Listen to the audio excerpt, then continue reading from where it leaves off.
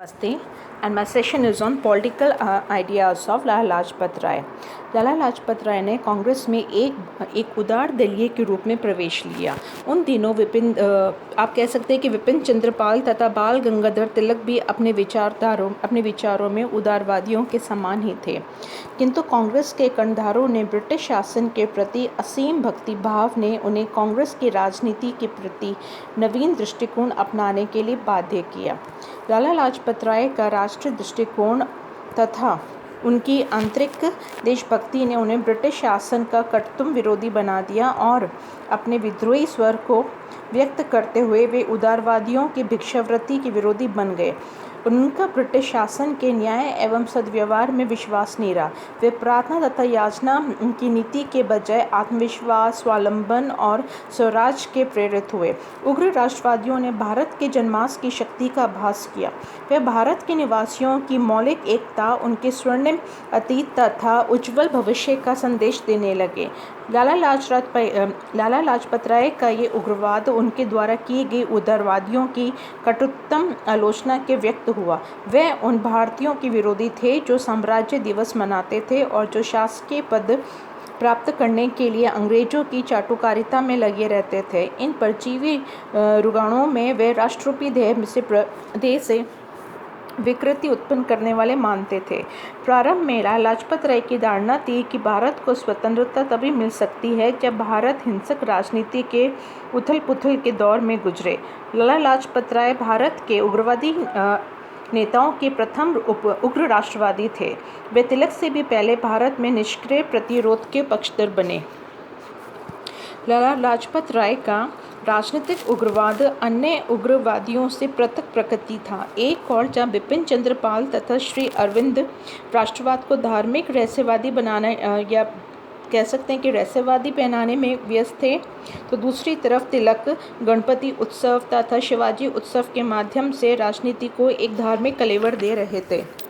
लाला लाजपत राय ने भारत के राजनीतिक आंदोलन को नया मोड़ दिया। वे ब्रिटिश शासन के विरोध में जनता को जागृत करने के लिए ऐसे नेतृत्व की कामना करते थे जो अपने व्यक्तिगत स्वार्थों को त्याग कर सार्वजनिक कर्तव्यों की पूर्ति में लग जाए।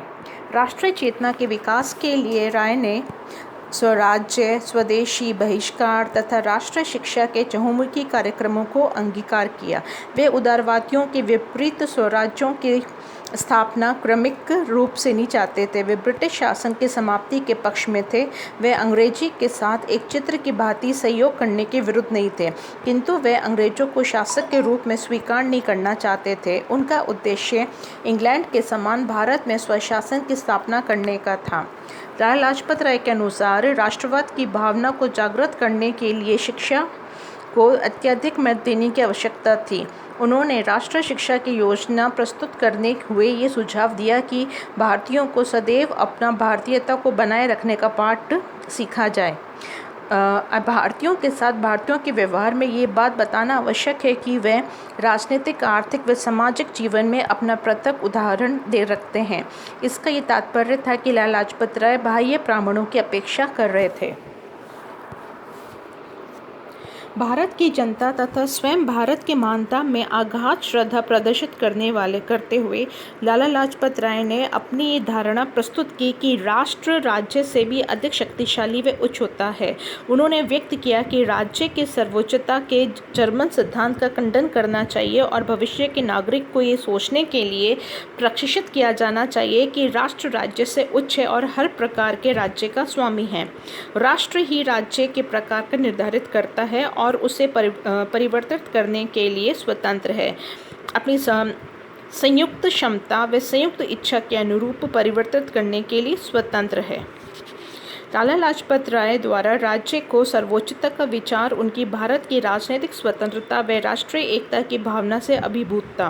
वे भारत को एकीकृत एवं संगठित रूप में देखना चाहते थे। वे सांप्रदायिक व धार्मिक भेदभावों रहित भारत की तस्वीर स्मृति में सुझाए हुए थे। वे संकीर्ण यथार्थवाद, प्रांतवाद व व्यक्तिगत स्वार्थवृत्ति के विरुद्ध थे। लाला लाजपत राय राष्ट्रवाद की संकीर्णता से मुक्त कराने में विश्वास करते थे। उन्होंने इस संदर्भ में ये व्यक्त किया कि भारतीय राष्ट्रवादियों को ऐसे किसी आक्रामक राष्ट्रवाद की आवश्यकता नहीं है। ये धारणा थी कि स्वदेश प्रेम अनिवार्य रूप से अन्य देशों के प्रति घृणा अथवा शेष मानवता के लिए उदासीनता से युक्त है, सर्वथा अनुचित एवं एक उछल है। ये राजनीतिक स्वतंत्रता जनता के सर्वहितकारी संप्रभु राष्ट्र के निबद्ध होने की शक्ति पर आधारित है। स्वतंत्रता का लक्ष्य है कि सभी समुदायों को राष्ट्र में सही मानव जीता के कल्याण का मार्ग है। उन्होंने अपने राजनीतिक उद्देश्य में स्वतंत्रता को सर्वोपरि माना है। अपनी स्वयं की सर्वरोक्ति, अपनी स्वीरोक्ति के या कह सकते हैं कि स्वीकारोक्ति के लिए एक्सेप्टेंस के अनुसार जीवन जीने की स्वतंत्रता है, जिसमें स्वयं के आदर्शों का अनुसरण, सभ्यता का विकास तथा उस ध्येय को एकता का साक्षात्कार समाविष्ट है।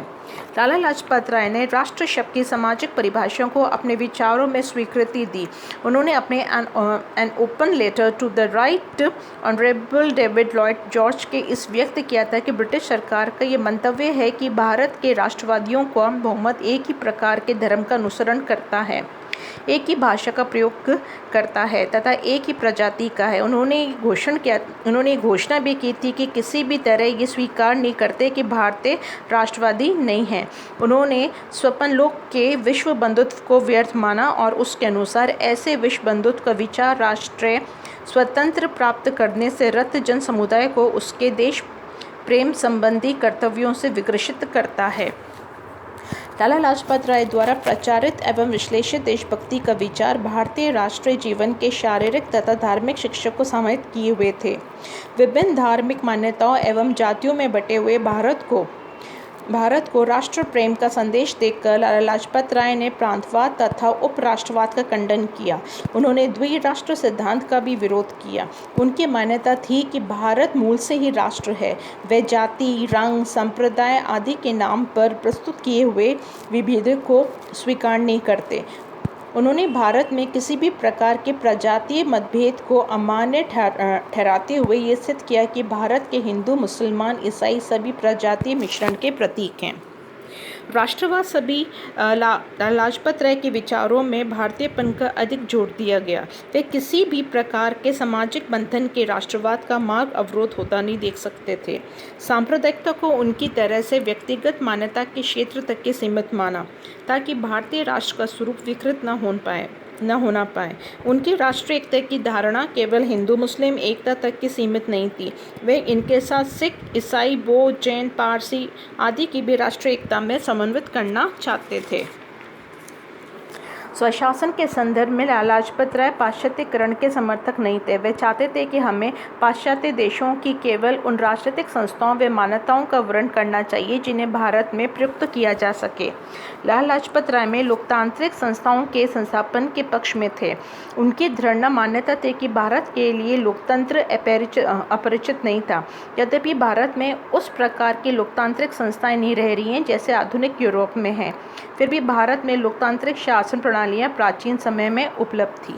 लाला लाजपत राय ने अब्राहम लिंकन की लोकतंत्र की परिभाषा जनता के लिए और जनता द्वारा शासन का स्वीकार किया। शासन के संविधान के संबंध में उन्होंने कोई निश्चित धारणा नहीं थी। वे मानते थे कि लिंग, विश्वास, प्रजाति के भेद रहित समानता के अधिकार को प्रदान करना ही लोकतंत्र की कसौटी है।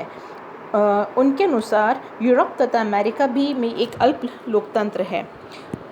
लाला लाजपत राय के शक्ति के विकेंद्रीकरण का समर्थन किया। देश में व्याप्त भ्रष्टाचार व अनैतिकता के निवारण के लिए उन्होंने विकेंद्रीकरण को उपयुक्त माना। उनके अनुसार शक्ति का केंद्रीकरण दो धार वाली तलवार के समान है। वह शक्ति के विकेंद्रीकरण से अधिक भ्रष्ट व अनैतिक है।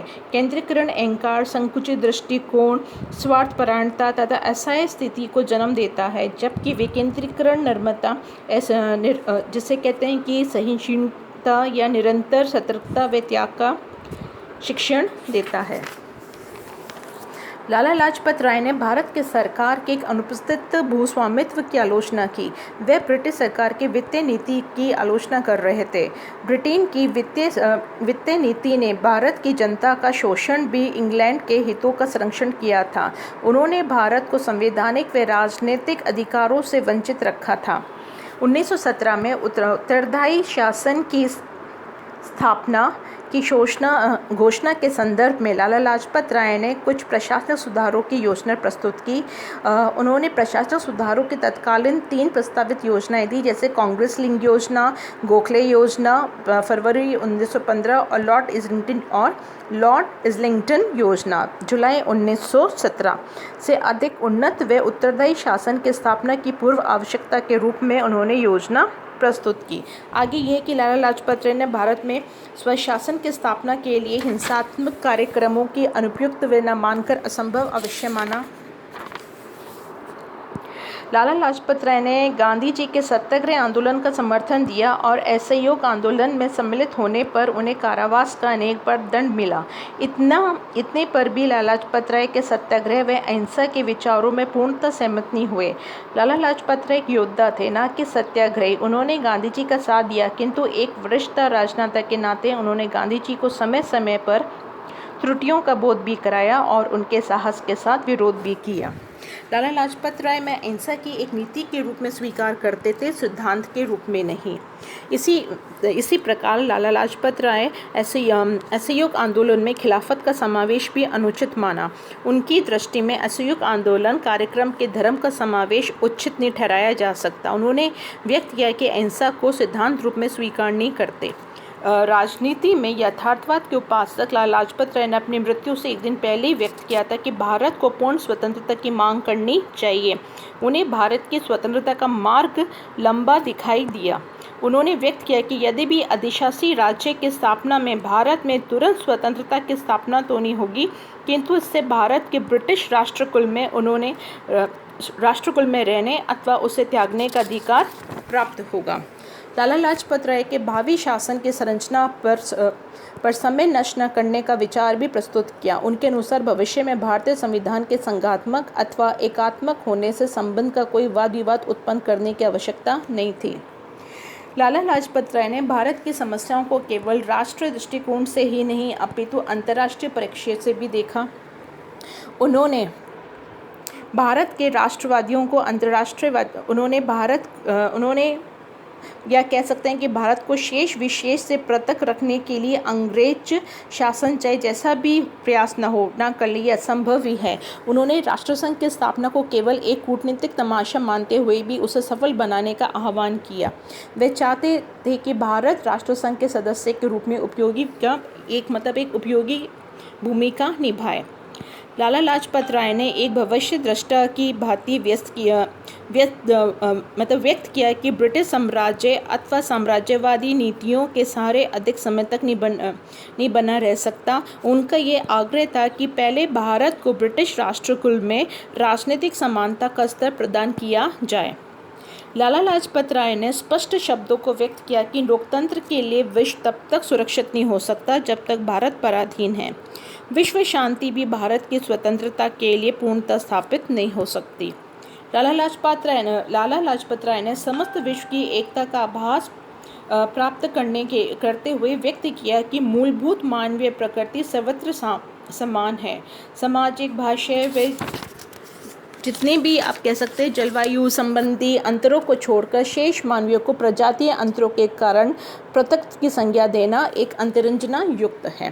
तो आप अंत में ये कह सकते हैं कि इस प्रकार अपने विचारों से लाला लाजपत राय राष्ट्रवादी विचारक होकर भी एक विश्व एकता को राष्ट्रीय जागरण का उन्नत स्वरूप मानते रहे।